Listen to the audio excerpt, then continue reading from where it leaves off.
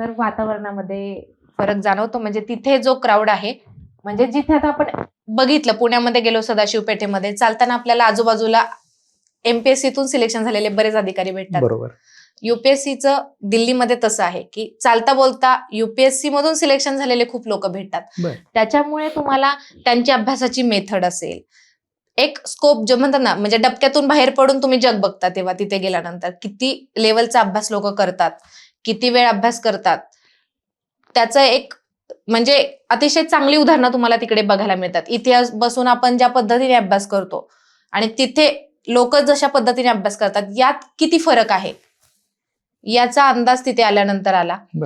लिहिण्याच्या मेथड्स कशा असतात, लोक कशा पद्धतीने पेपर लिहित असतात, कसे चेक करून घेत असतात, किती वेळ अभ्यास करतात, अशा बऱ्याच गोष्टी तिथे गेल्यानंतर सर समजल्या. म्हणजे तो एक खूप मोठा, म्हणजे मला असं वाटतं की दिल्लीला गेल्यानंतरचा जो वेळ होता माझा, तो मला खूप नवीन गोष्टी शिकवणारा, खूप मोठं एक्सपोजर देणारा टाइम होता.